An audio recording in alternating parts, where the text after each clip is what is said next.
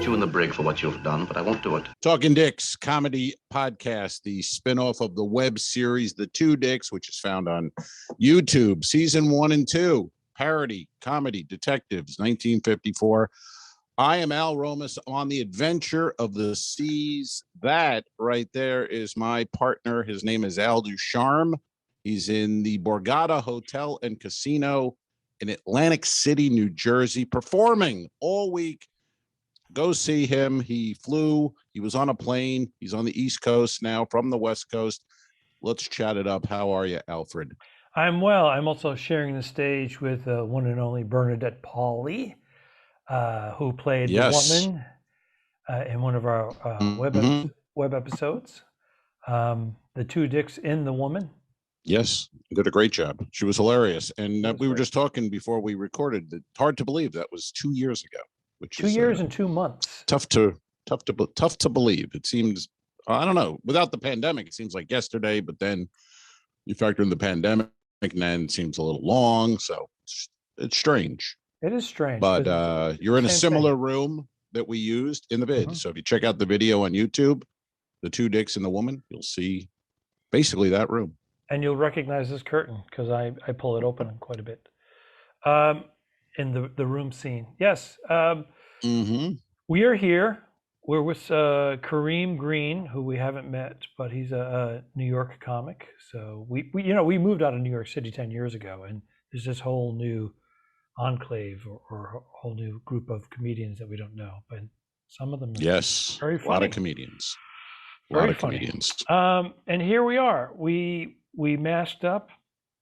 We flew across the country, and we actually had a layover in Phoenix, 1 hour layover, and it was mayhem. It was peak of the economy, like it was 2018 summer travel. It was jammed, and you're like, all right, if we don't get a variant, then we're never going to get it, because it was just. So then we're like, okay, we already did that. So then we get to the casino. And New Jersey, after the New Jersey governor came out and called everybody knuckleheads, which that helps. Right. That helps with divide, calling people that are unvaccinated knuckleheads as a governor. You and I can say it as comedians. Yeah. But as a governor, I'm like, oh, really? Right. Because it's just pushing the wedge deeper and deeper in this. But is the mask policy going in the casino? Do you have to wear it? The only people that are wearing masks, besides myself and Bernadette, were the dealers, the wait staff, and occasionally you'd see people. I saw a lot of Asian people sitting at machines. Paigao. Yeah. No, we didn't go to that room, but we saw them at the slot machines, and they have gloves on and masks, and they're surrounded by all these New Jersey people that are just unmasked, and they go, "Hey, Vinny, come over here, come check it out." And it's just like, it's just, dude, the mask. Yeah. And he's wearing gloves. It was hysterical to see that.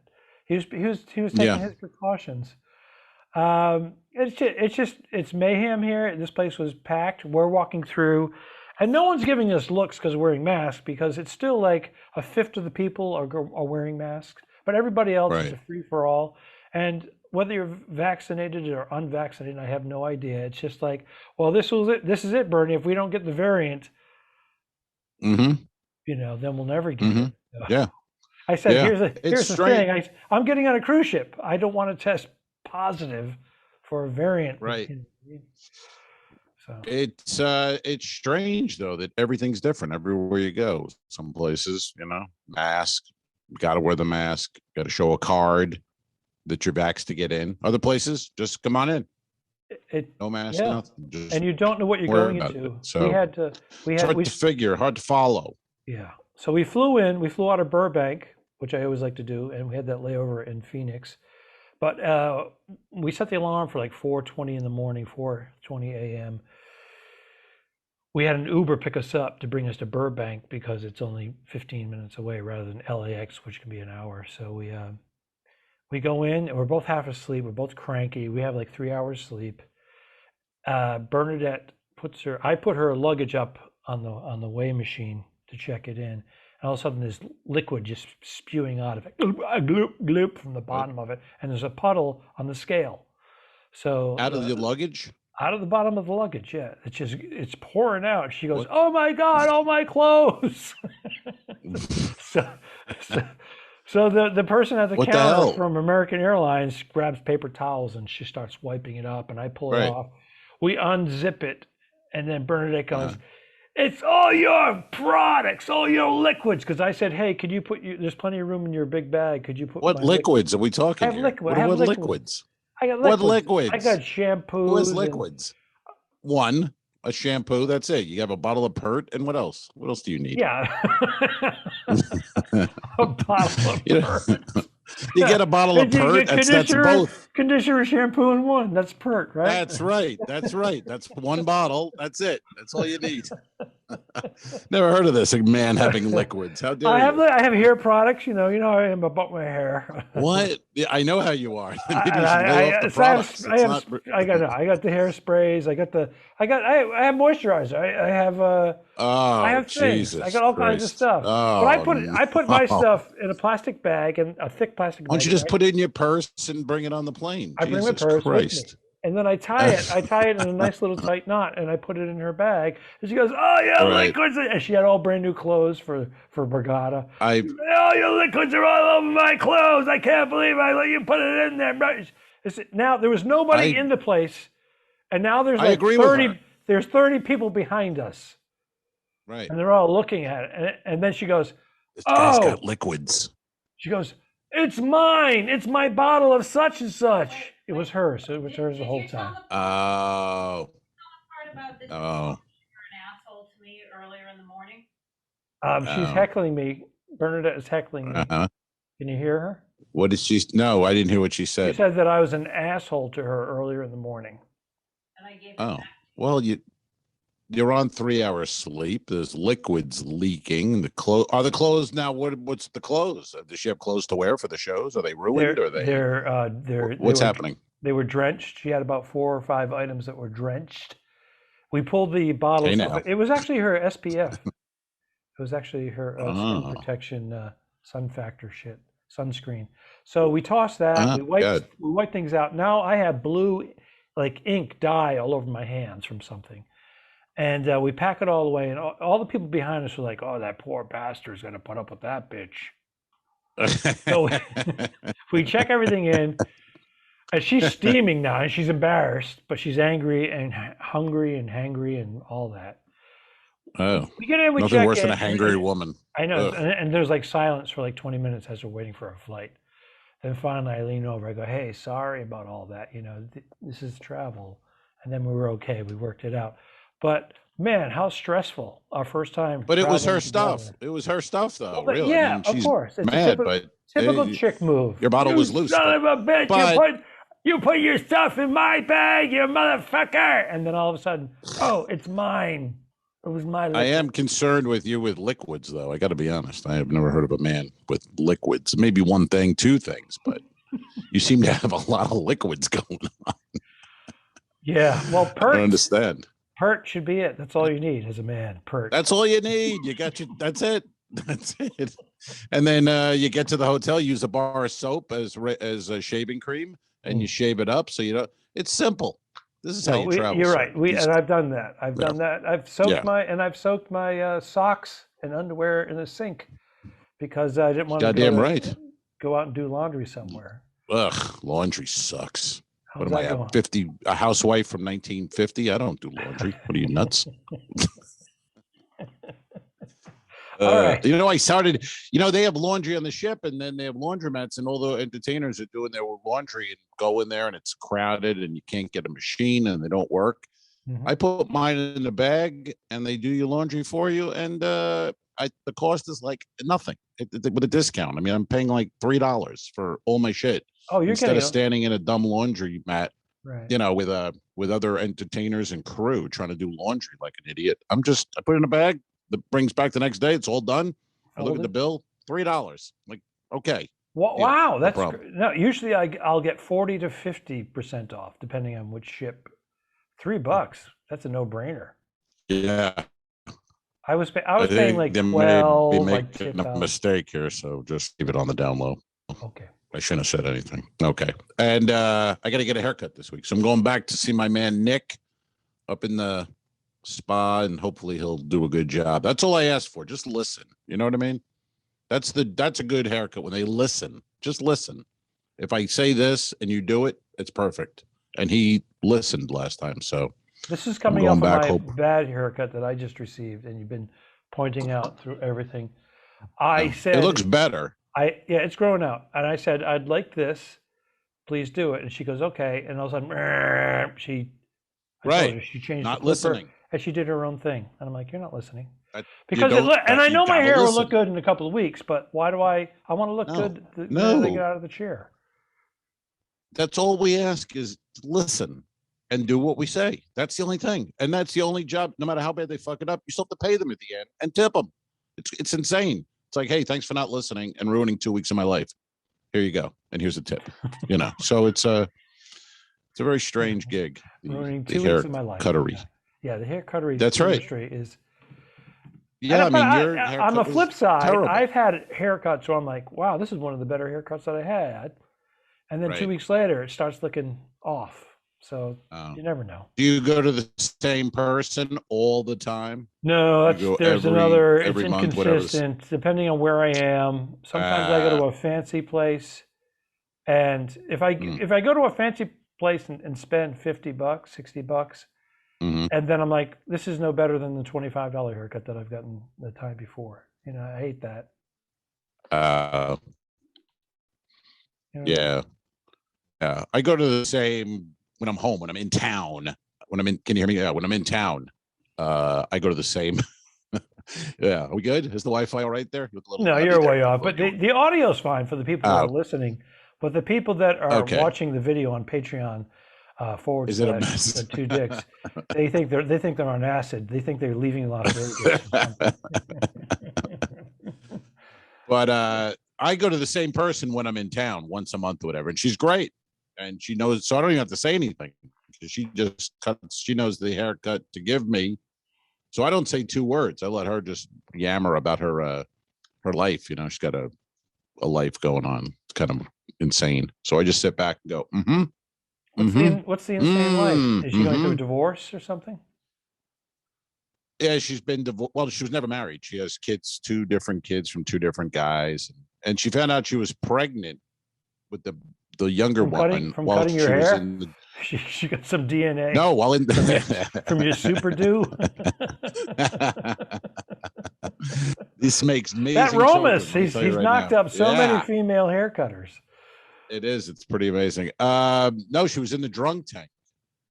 And the guard, they gave her a blood test to see if she was drunk because she didn't want to do the breathalyzer. And they said, hey, but you're not only you're drunk, by the way, you're pregnant.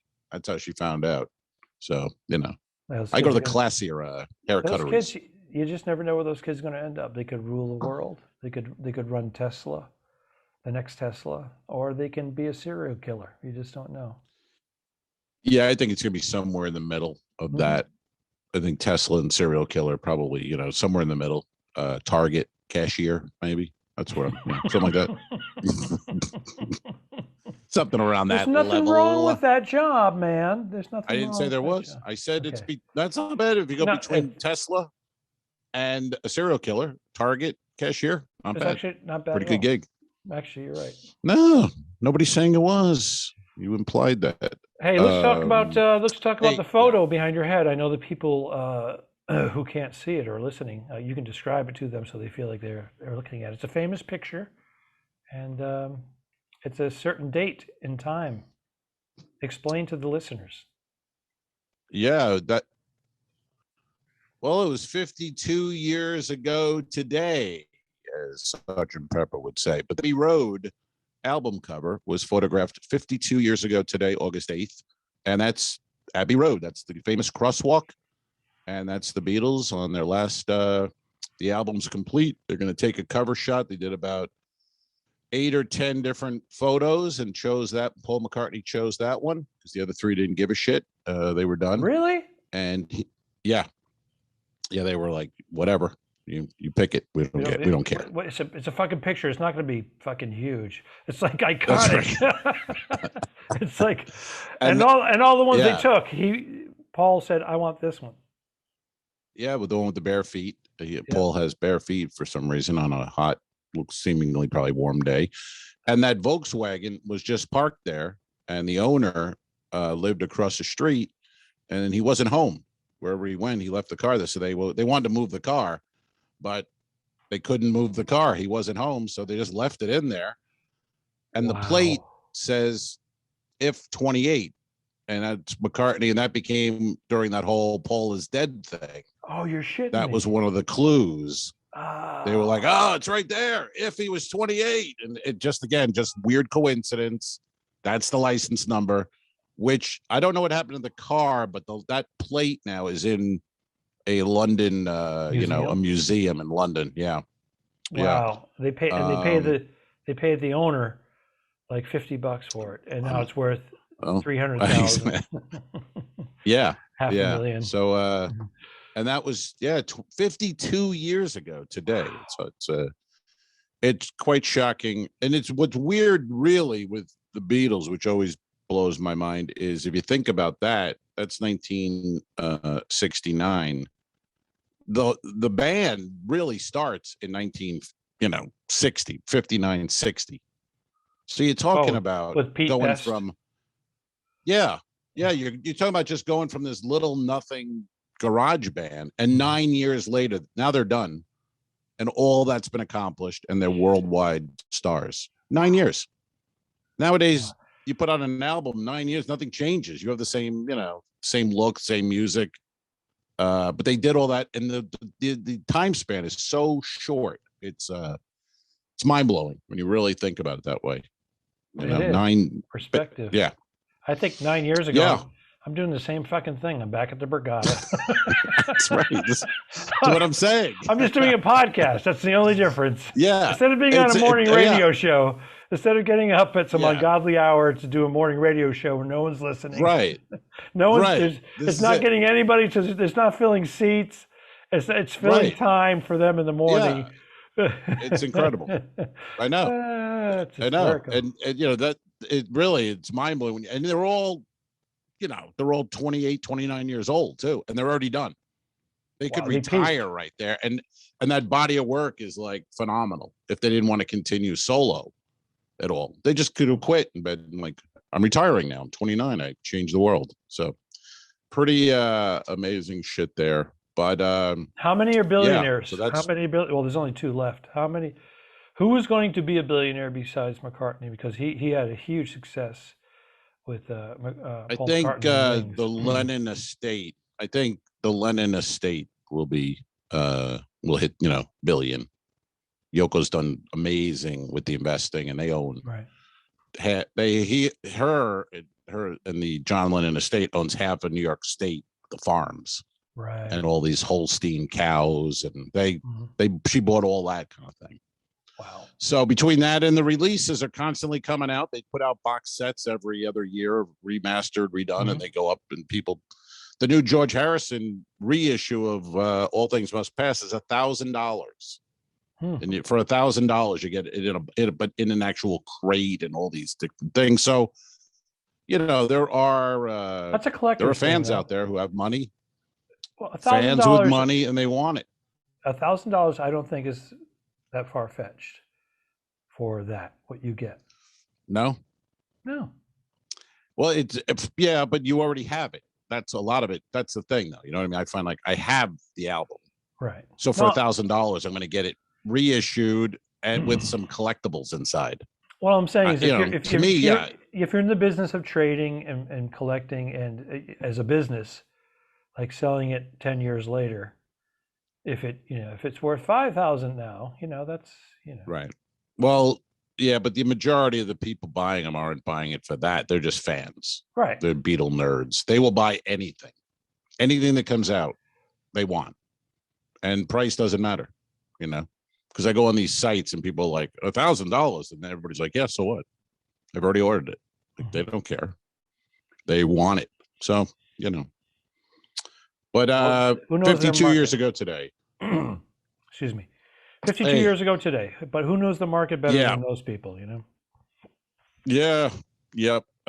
Speaking of weirdos, Yeah. I maybe this has happened to you. A kind of uncomfortable situation the other night. I'm on the ship. I go into the men's bathroom, and I'm standing there at the urinal, and there's one urinal, and next to the urinal there are two toilets with doors, and they're empty. The whole, because nobody's on the ship. Everything's empty, which is nice. So I'm at the urinal. I hear the door open. Guy comes in, and then suddenly there's a guy standing behind me, like back to back, like he's on my back basically. And next to him is two empty toilets. But he wants to stand behind me, breathing on my neck, waiting for me to finish. Now, do you say anything in that situation? Do you go, "Hey, dude, you can, the toilets are open"? What do you do in that situation? I say, Do you say something? I say, backing up, beep, beep, beep, beep, beep. I don't know. I don't know what to do in that Right. situation. What do you That is do? weird. It's Was he a passenger? Do you know, or crew? passenger? Was he hammered? Do you know? Just no, he was just a guy. He was, in his 60s maybe, but just a guy. But like the look on his face, because I Masked? flushed and then I turned. Mass, yes. I turned around. I looked at him like, what the fuck kind of look? Yeah. And it was just clueless. He didn't see anything. He was like, "Thank you," and then he took over. But it's like, there are toilets you can use it. Like, I think maybe his Wow. mentality might have been, you don't piss in a toilet, you piss in a urinal. I don't need to use the toilet right now. I need a urinal. Because He he's been seemed like programmed. one of those guys. Yeah, he's like, Yeah, oh, he I'll seemed just like wait. a corporate. Now, your former Yeah. Navy, maybe he was a military guy, and he's a sheeple. He's like right in line. He's like, what's next? He's just going another way. Yeah. You're not allowed to use. Maybe it's at home. His wife says you can't use the toilet unless you sit down. Well, he isn't. Because you piss all over the place. Well, he doesn't have a urinal at home. He doesn't. What? What are you talking about? But she You go humiliates him outside. and makes him sit down. So when he gets to stand up, he wants to stand up and do it in the urinal like a man. That's his wife. You took it. You took That's it as his wife. Or his husband. You took it as His being wife a weirdo. makes him sit down. Well, it was very weird. I didn't It's know what. strange. And then I felt weird because I'm like, I didn't say anything, but I thought I should say something. Like, what the? I should just be like, "Dude, what are you doing? Get off my back." I would have. Right here. I would have gone. Hey, the urinals are open, pal. Because I gotta piss like a racehorse. By the way, where's the expression "piss like a racehorse" come from? Do you know where it comes from? I think racehorses, when they go, have you ever seen them? Go. I mean, they go for like 5 minutes. We were just horseback riding a month ago. So Yeah. and when they have to piss, you're supposed to stand up a little bit to alleviate their bladder so they can piss, so you can continue riding more in the saddle, in the stirrups. Right. But those aren't racehorses. You were not on a no, race. but a horse in general. You were on old glue stick. No, in the 1970s, Bernadette's father was a horse trainer in the 70s, and what they would do is they would give like this uteric. They would give the horse a drug basically to empty their bladders just before a race, because they would lose as much as 10 pounds in urine. So that's a jockey. That's a fucking jockey. That's a fucking half a jockey, pounds. anyways. Yeah. So they would piss out like 10 pounds of urine so that they could move faster during the race. Any millisecond, a nanosecond, a nose to cross the wire. So that was a little trick. Yeah. So that's where it comes from. Interesting. Piss like a racehorse. All right. Hey, well, that's good to know. I met a guy on the cruise last week. He was not a jockey. He was a driver in the Trotters at Yonkers. He was retired, but he used to sit in that box and just drive. And so he's not a little. He was a little guy, but not jockey little, but still small and light. Like a Ben But Hur he was a retired. type of thing. Right. But that was just weird because we were talking, and then I said something like, "What do you do?" And he goes, "I retired from. It's just one you never hear. I was a driver for the Trotters at Yonkers." Okay, good. I've never heard that one before, man. Well done. Yeah. It is different. In fact, when I found out that Bernadette's father, her late father, Dan Pauly, was a trainer, then all the pictures come out from the 50s, 60s, 70s, all racetrack stuff, and he would travel around the country to different, places, all the big ones. Really? Yeah. Wow. Yeah, all the way up and down the coast. That's cool. Yeah. Seabiscuit. Cool gig. Yeah. Never saw the movie. You read the book, right? I read the book actually, and then saw the movie. No, I never read the book. I know people that watch the movies and then they read the book, and I don't get that. Silence of the Lambs and I think I've done that. I both read specifically before I saw the movie. Never read either, and didn't see. I don't know, Seabiscuit. I don't have a lot of interest in the story of a horse. It was the biggest talks. spectator sport Mr. Ed. in the United States before, well, television, of course, but even automobiles were so rare. Everybody was doing horse and buggy, but to have them racing, it was one of the biggest spectator sports for 25 years or so. And it was a big story in the news. Everybody wanted to know who won. It was bigger than baseball in baseball's infancy. I don't know if that's true. I don't know if these facts are these facts, or are you just making shit up here? I don't know if that's true. Well, before organized baseball, yeah. Before organized, but what are we talking? What years? 1800s? Late 1800s, yeah. Because automobiles were coming out in the late 1800s, prototypes, rich people. But horse racing was already underway. It was big, even in Mexico. You would go down to Mexico and race horses and then bring them up into the United States. Because you can get them very cheaply down there. And stick a bunch of drugs in the horse's ass and bring. Well, that was in the 1970s. Trojan horse. That was after the experimenting of drugs in the 60s, and then they say, "Hey, let's give this to the horses now." Yeah. Yeah. Well, they just had it, right? And then the last Triple Crown winner, wasn't he on some sort of performance enhancement? He was juiced. Yeah.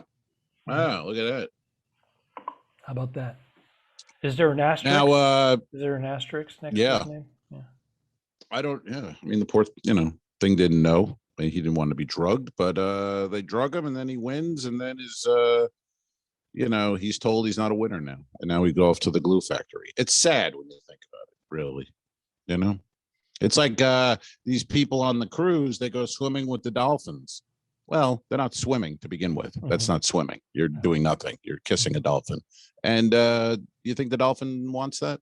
You think the dolphin's enjoying kissing maybe a girl or a kid? You think the dolphin enjoys the fat man? He wants he wants a little silverfish as a snack. That's all he wants. But exactly. I've done this, by the way. A Me Too movement. They should have a hashtag Me Too or something. Because the dolphin does not want this. This is no means no. And people are taking pictures, and there's nothing. No, it's but pretty it's not cruel. Swimming. It's pretty cruel. Remember, I did this with my niece and my sister. Came on a cruise, and she wanted to do it, and I had never done it before because I was always like weird about it. And I did the one in Cozumel, and I love Cozumel, but they had the cages built out into the the water, so they were in their natural habitat, kinda, but they were in captivity. The natural habitat. And there were babies and mothers and whatnot. And they have that permanent smile on their face. They're happy. It's like, no, that's just the shape of their mouth. And they taught them all the tricks, and they waved, and they kiss you. And I just felt, oh, this is cruel. This lame. Is so cruel. And then they built a resort a couple of years later nearby this. And they enclosed them into like a restaurant bar area. So the dolphins, swimming with the dolphins, people could watch you and then want to do it after a couple of boozing it up. They're like, oh, let's do that. I mean, this is how Planet of the Apes started. You know what I mean? We train the apes to be little funny, entertain us. And then eventually we learned they were smart, and they became slaves, and then they revolted. Same thing with the dolphins. It's going to happen. The dolphins are going to revolt eventually. They've had enough. They don't want to perform and be on Instagram pictures with, Mary Beth and her husband from fucking Ohio. You know what I'm saying? What's her husband? This is not the life. What's What's her husband's name? It's probably Keith or something. And this is not. I didn't know what you're doing with the story. I didn't know if you were going with the story. You're painting the picture, and then is he asking me to take my brush and make a little? So I let him sit there. And her husband. And I thought you'd help a little bit. Well, then you yell at me for cutting in on your story. I don't know what you're doing. To you. And then you're frozen for a second. Well, but you know that the dolphin is not. That is not its purpose. You know what I'm saying? All right, that was tough. You know what I mean? Thank you, ladies and gentlemen. Al Romas performing. Are we out on that one? I think we should. We should be shot. The Talking Dicks became friends at a very young age, and the rest is history. I'm losing my mind. Patreon.com/The2Dicks, which is named after our web series. This is the Talking Dicks Comedy Podcast. Thanks for tuning in. What? Done. I didn't kill my wife. I don't care. We'll fix it in post, you son of a bitch. Okay, sure. All right.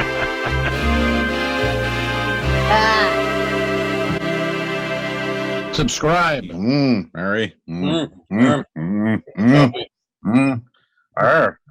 patreon.com/The2Dicks. If you shoot me, you won't see a cent of that money. Why? I think it ends on that. That's beautiful.